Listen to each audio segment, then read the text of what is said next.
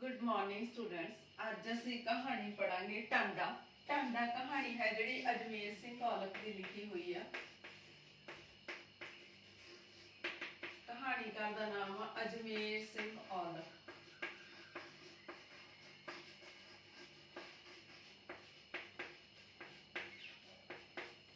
ठीक है जी।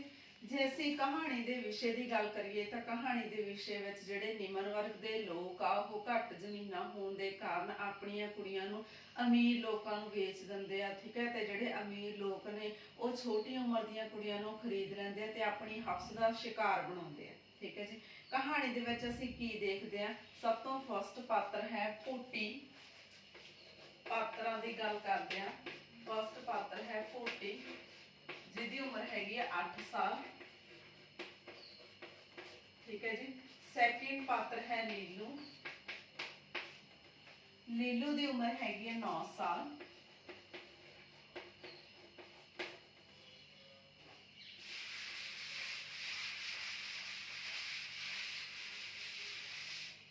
उस तो नैक्सट पात्र आउंदा मातू। मातू की उम्र 26 साल।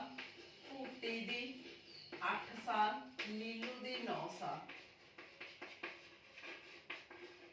ठीक है जी। हुण ये दोनों बच्चे आ ते जिहड़ा मातू है, मातू का विआह भूटी दे नाल हो जांदा। ठीक है। मतलब ये आपस दे विच विआहे होए आ।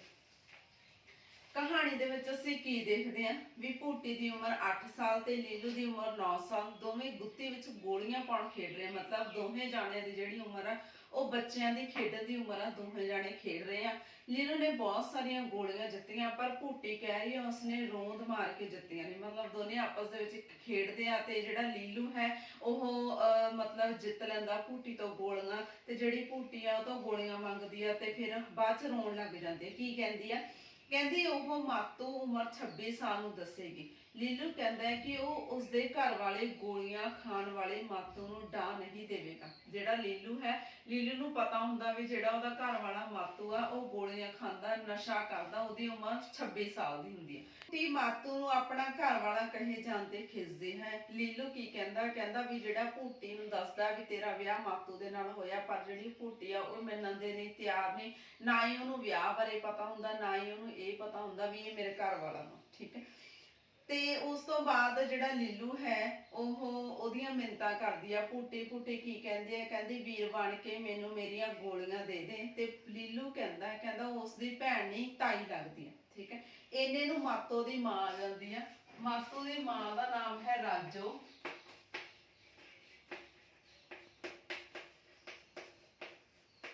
ठीक है। मातू दी मां ते भूटी दी की लगी सस। इन्हें नूं मातू दी मां राजो आ जाती है ते वो लीलू नूं कहंदी है कि भूटी उसदी ताई नहीं सगों चाची है, क्योंकि जिहड़ा मातू है उसदे प्यो तो 2 साल छोटा है।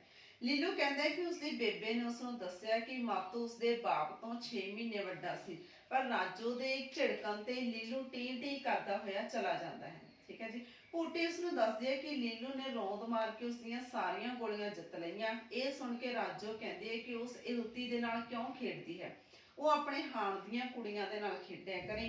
भूटी कहंदी है कि कुड़ियां ने ਜਿਹੜੀਆਂ ਉਹਨੂੰ ਤਾਈ ਤਾਈ ਤੇ ਚਾਚੀ ਚਾਚੀ ਕਹਿ ਕੇ ਖਿਜਾਉਂਦੀਆਂ ਨੇ। ਠੀਕ ਹੈ। ਭਾਵੇਂ ਕਿ ਜਿਹੜਾ ਭੂਟੀ ਦਾ ਵਿਆਹ ਉਹ ਮਾਤੂ ਦੇ ਨਾਲ ਹੋ ਜਾਂਦਾ, ਪਰ ਫਿਰ ਵੀ ਉਹਨੂੰ ਵਿਆਹ ਦੇ ਬਾਰੇ ਕੁਝ ਪਤਾ ਨਹੀਂ ਹੁੰਦਾ। ਜਿਹੜੀ ਉਹਦੀ ਉਮਰ ਆ ਉਹ ਖੇਡਣ ਦੀ ਉਮਰ ਹੁੰਦੀ ਆ। 8-9 ਸਾਲ ਦੀ ਬੱਚਿਆਂ ਦੀ ਉਮਰ ਹੁੰਦੀ ਹੈ, ਕਿਉਂਕਿ ਉਹ ਲੀਲੂ ਦੇ ਨਾਲ ਖੇਡਦੀ ਹੈ। ਜੇ ਉਹ ਕੁੜੀਆਂ ਨਾਲ ਖੇਡਦੀ ਹੈ ਤਾਂ ਕੁੜੀਆਂ ਉਹਨੂੰ ਤਾਈ ਚਾਚੀ ਕਹਿ ਕੇ ਪੁਕਾਰਦੀਆਂ ਤੇ ਇਸ ਗੱਲ ਤੇ ਉਹ ਖਿਜ ਜਾਂਦੀ ਹੈ। ਠੀਕ ਹੈ ਜੀ।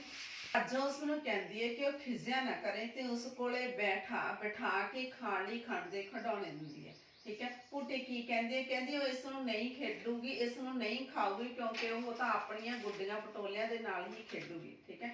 इन्ने नूं दोने आपस दे विच गल्लां करदियां ने ते भूटी कहंदी है कि उसनूं नहीं खावेगी क्योंकि उसदी सहेली है। राजो कहंदी है जिवें उसदी रूह राजी होवे कर लैण। राजो उसनूं पुछदी है कि उसने दुध पीता कि नहीं। ਨਾਲ ਹੀ ਉਸਨੂੰ ਨਸੀਹਤ ਦਿੰਦੀ ਹੈ ਕਿ ਉਹ ਦੁੱਧ ਪੀਆ ਕਰੇ, ਛੇਤੀ ਵੱਡੀ ਹੋਊਗੀ। ਪਰ ਭੂਟੀ ਨੂੰ ਵੱਡੀ ਹੋਣਾ ਪਸੰਦ ਨਹੀਂ, ਕਿਉਂਕਿ ਉਹ ਬੱਚਿਆਂ ਦੀ ਉਮਰ ਹੈ ਤੇ ਉਹ ਬੱਚਿਆਂ ਦੇ ਨਾਲ ਹੀ ਖੇਡਣਾ ਜ਼ਿਆਦਾ ਪਸੰਦ ਕਰਦੀ ਹੈ। ਰਾਜੋ ਉਸਨੂੰ ਕਹਿੰਦੀ ਹੈ ਕਿ ਉਸਦੀ ਧੀਆਂ ਤੋਂ ਵੱਧ ਪਿਆਰੀ ਨੂੰਹ ਹੈ। ਨੂੰਹ ਕੌਣ ਆ? ਨੂੰਹ ਹੈ ਭੂਟੀ। ਠੀਕ ਹੈ। ਉਹਦੇ ਮੁੰਡੇ ਦਾ ਨਾਮ ਹੈਗਾ ਮਾਤੂ ਤੇ ਉਹਦੀ ਜਿਹੜੀ ਘਰ ਵਾਲੀ ਆ ਉਹਦਾ ਨਾਮ ਹੈਗਾ ਭੂਤੀ। ਵਿਹੜੇ ਵਿੱਚ ਰੌਣਕਾਂ ਹੋ ਜਾਣਗੀਆਂ, ਛੇਤੀ ਛੇਤੀ ਮੁਟਿਆਰ ਹੋ ਜਾਵੇ ਤੇ ਉਸਦੇ ਸਾਰੇ ਚਾਅ ਪੂਰੇ ਹੋ ਜਾਣਗੇ। ਬਸ ਉਹ ਇਸੇ ਦਿਨ ਨੂੰ ਉਡੀਕਦੀ ਹੈ ਵੀ ਜਲਦੀ ਜਲਦੀ ਭੂਟੀ ਵੱਡੀ ਹੋ ਜਾਵੇ, ਠੀਕ ਹੈ, ਮਤਲਬ ਉਹਦਾ ਜਿਹੜਾ ਉਹਦੇ ਬੱਚਾ ਹੋ ਜਾਵੇ ਤੇ ਘਰ ਦੇ ਵਿੱਚ ਜਿਹੜੇ ਬੱਚੇ ਦੀਆਂ ਖੁਸ਼ੀ ਦੀਆਂ ਕਿਲਕਾਰੀਆਂ ਵੱਜਣ ਤੇ ਘਰ ਦੇ ਵਿੱਚ ਰੌਣਕ ਲੱਗੀ ਰਹੂਗੀ। ਭੂਟੀ ਰਾਜੋ ਨੂੰ ਕਹਿੰਦੀ ਹੈ ਕਿ ਉਸ ਨੂੰ ਪਿਆਰ ਕਰਦੀ ਹੈ, ਜਦ ਕਿ ਉਸਦੀ ਮਾਂ ਉਸ ਨੂੰ ਕੁੱਟ-ਕੁੱਟ ਕੇ ਚਮੜੀ ਉਧੇੜ ਦਿੰਦੀ ਸੀ, ਕਿਉਂਕਿ ਉਹ ਉਸ ਨੂੰ ਕੁੜੀ ਚੁੱਕਣ ਲਈ ਕਹਿੰਦੀ ਹੈ। ਪਰੰਤੂ ਰਾਜੋ ਉਸ ਨੂੰ ਕਿਸੇ ਕੰਮ ਤੋਂ ਨਹੀਂ ਰੋਕਦੀ। ਰਾਜੋ ਕਹਿੰਦੀ ਹੈ ਕਿ ਉਸ ਨੂੰ ਕਿਉਂ ਰੋਕੇ, ਕਿਉਂਕਿ ਕੱਲ ਹੀ ਉਸਨੇ ਘਰ ਦੀ ਮੁਖਤਿਆਰ ਨੂੰ ਬਣਨਾ ਹੈ, ਮਤਲਬ ਘਰ ਦੀ ਜਿਹੜੀ ਸਾਰੀ ਜ਼ਿੰਮੇਵਾਰੀ ਉਹ ਸੰਭਾਲਣੀ ਹੈ। ਇਸ ਤੋਂ ਪਿੱਛੋਂ ਰਾਜੋ ਝਲਾਨੀ ਵਿੱਚੋਂ ਦੁੱਧ ਦਾ ਗਲਾਸ ਲਿਆ ਕੇ ਭੂਟੀ ਨੂੰ ਪੀਣ ਲਈ ਦਿੰਦੀ ਹੈ। ਰਾਜੋ ਦੇ ਜ਼ੋਰ ਦੇਣ ਤੇ ਅੱਧਾ ਕੁ ਗਲਾਸ ਪੀ ਕੇ ਰੱਖ ਦਿੰਦੀ ਹੈ ਕਿ ਹੋਰ ਨਹੀਂ ਪੀ ਸਕਦੀ। ਰਾਜੋ ਬਾਕੀ ਦੁੱਧ ਝਲਾਨੀ ਵਿੱਚ ਰੱਖ ਕੇ ਪਾਥੀਆਂ ਪੱਥਣ ਚਲੀ ਜਾਂਦੀ ਹੈ, ਮਤਲਬ ਜਿਹੜੀ ਘਰ ਦੇ ਵਿੱਚ ਹੁਣ ਕੋਈ ਨਹੀਂ ਹੈਗਾ, ਭੂਟੀ ਇਕੱਲੀ ਹੋਈ ਆ, ਠੀਕ ਹੈ, ਤੇ ਜਿਹੜੀ ਰਾਜੋ ਆ ਉਹ ਸਾਰਾ ਸਮਾਨ ਸਾਂਭ ਕੇ ਚਲੀ ਜਾਂਦੀ ਆ ਪਾਥੀਆਂ ਪੱਥਣ ਲਈ। ਰਾਜੋ ਦੇ ਮਗਰੋਂ ਭੂਟੀ ਇਕੱਲੀ ਹੀ ਗੀਟੇ ਖੇਡਦੀ ਤੇ ਬੱਚਿਆਂ ਵਾਂਗ ਗੁਣਗੁਣਾਉਂਦੀ ਹੈ। ਕੈਲੋ ਭੂਟੀ ਦਾ ਗੀਤ ਸੁਣ ਕੇ ਉਸ ਨੂੰ ਜਠਾਣੀ ਕਹਿ ਕੇ ਸੰਬੋਧਨ ਕਰਦਾ ਹੈ। ਹੁਣ ਨੈਕਸਟ ਕਰੈਕਟਰ ਇਹਦੇ ਵਿੱਚ ਆਉਂਦਾ ਕੈਲੋ। ਕੈਲੋ ਜਿਹੜੀ ਭੂਟੀ ਆ ਇਹਦੇ ਜਠਾਣੀ ਲੱਗਦੀ ਹੈ ਕੈਲੋ ਨੂੰ।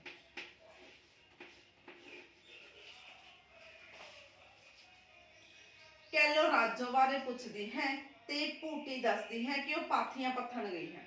ਫਿਰ ਜਦੋਂ ਉਹ ਲੀਲੂ ਬਾਰੇ ਪੁੱਛਦੀ ਹੈ ਤੇ ਉਹ ਕਹਿੰਦੀ ਹੈ ਕਿ ਰੂੰਦ ਮਾਰ ਕੇ ਉਸ ਤੋਂ ਗੋਲੀਆਂ ਲੈ ਕੇ ਘਰੋਂ ਚਲਾ ਗਈ।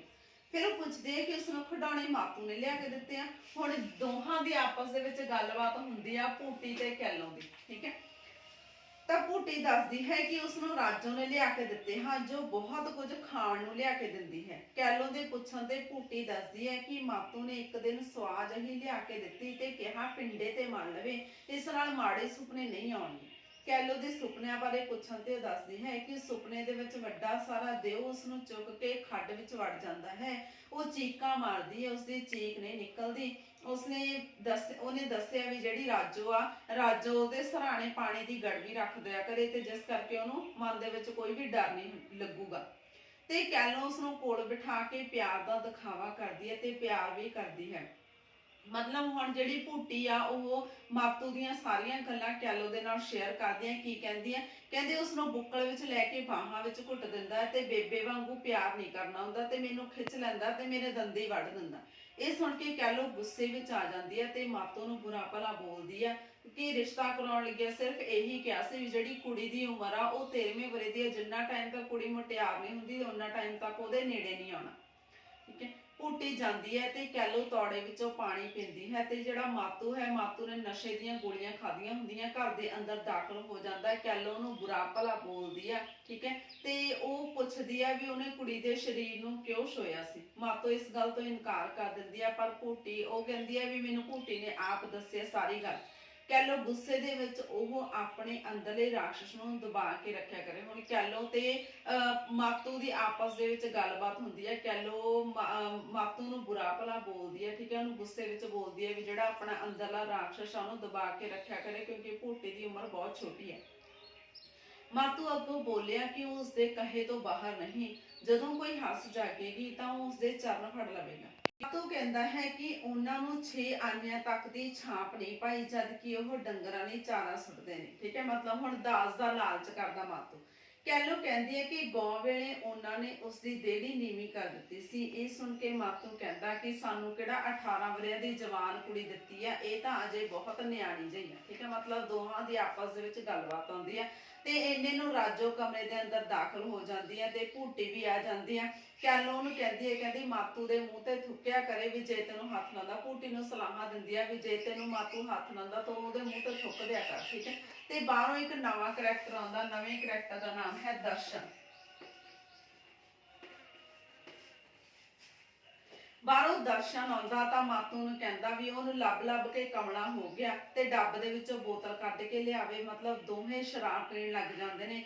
ਭੂਟੀ ਨੂੰ ਦੇਖ ਕੇ ਪੁੱਛਦਾ ਵੀ ਜਿਹੜੀ ਇਹ ਗੁੱਡੀ ਜੀ ਬਹੂ ਆ ਕਿਸ ਦੀ ਆ, ਤੇ ਉਹ ਉਹਨੂੰ ਦੱਸਦਾ ਵੀ ਇਹ ਮਾਤੂ ਦੀ ਬਹੂ ਆ। ਠੀਕ ਹੈ, ਮਤਲਬ ਇਸ ਤਰ੍ਹਾਂ ਕਹਾਣੀ ਜਿਹੜੀ ਆ ਉਹ ਚੱਲਦੀ ਰਹਿੰਦੀ ਆ। ਫਿਰ ਲਾਸਟ ਤੇ ਕੀ ਹੁੰਦਾ, ਜਿਹੜੀ ਭੂਟੀ ਹੈ ਉਹ ਪੂਰੀ ਤੀਵੀਂ ਦਿਖਾਈ ਦੇਣ ਲੱਗ ਪੈਂਦੀ ਹੈ ਜਦੋਂ ਸ਼ਰਾਬ ਦੇ ਨਾਲ ਪੂਰਾ ਲੱਤ ਹੋ ਜਾਂਦਾ, ਤੇ ਉਹ ਡਰ ਕੇ ਬਾਹਰ ਭੱਜਣ ਲੱਗ ਜਾਂਦੀ ਆ। ਪਰ ਜਿਹੜਾ ਮਾਤੂ ਆ ਉਹਨੂੰ ਮੂਹਰਿਓਂ ਘੇਰ ਲੈਂਦਾ, ਕੁੰਡਾ ਲਾ ਲੈਂਦਾ। ਭੂਟੀ ਆ ਜਿਹੜੀ ਉਹ ਝਲਾਨੀ ਦੇ ਵਿੱਚ ਵੜ ਜਾਂਦੀ ਆ, ਤੇ ਬਾਹਰੋਂ ਦਰਸ਼ਨ ਦੀਆਂ ਆਵਾਜ਼ਾਂ ਆਉਂਦੀਆਂ, ਬੂਹਾ ਖੜਕਣ ਤੇ ਖੋਲਣ ਤੇ ਮਾਤੂ ਕੁਝ ਨਹੀਂ ਸੁਣਦਾ, ਤੇ ਉਹ ਕਾਮ ਦੇ ਵਿੱਚ ਅੰਨਾ ਹੋਇਆ ਭੂਟੀ ਦੇ ਵੱਲ ਦੇਖਦਾ ਰਹਿੰਦਾ। ਭੂਤ ਦੀ ਚੀਕ ਨਿਕਲਦੀ ਆ, ਬਾਹਰੋਂ ਦਮ ਖੜਾਕ ਖੁੱਲਦਾ, ਤੇ ਜਦੋਂ ਦਰਸ਼ਨ ਅੰਦਰ ਆਉਂਦਾ ਤੇ ਉਹ ਚਪੇੜਾ ਮਾਰ ਕੇ ਮਾਤੂ ਨੂੰ ਸਿੱਟ ਦਿੰਦਾ। ਠੀਕ ਹੈ, ਤੇ ਮਾਤੂ ਪੁੱਛਦਾ ਵੀ ਇਹ ਜਵਾਕ ਵੀ ਇਹ ਤਾਂ ਮੈਨੂੰ ਜਵਾਕੜੀ ਦਿਸਦੀ ਆ ਜਿਹਦੇ ਵਿਹੜੇ ਦੇ ਆਉਣ ਦੇ ਨਾਲ ਵਿਹੜੇ ਦੇ ਵਿੱਚ ਚਾਨਣਾ ਲਿਪਟ ਗਿਆ। ਮਤਲਬ ਇਸ ਕਹਾਣੀ ਦੇ ਵਿੱਚ ਇਸ ਤਰ੍ਹਾਂ ਕਹਿ ਸਕਦੇ ਆ ਵੀ ਜਿਹੜੀ ਗਰੀਬ ਵਰਗ ਦੀਆਂ ਕੁੜੀਆਂ ਨੇ ਉਹ ਅਮੀਰ ਵਰਗ ਦੇ ਮੁੰਡਿਆਂ ਦਾ ਸ਼ਿਕਾਰ ਬਣਦੀਆਂ। Thank you.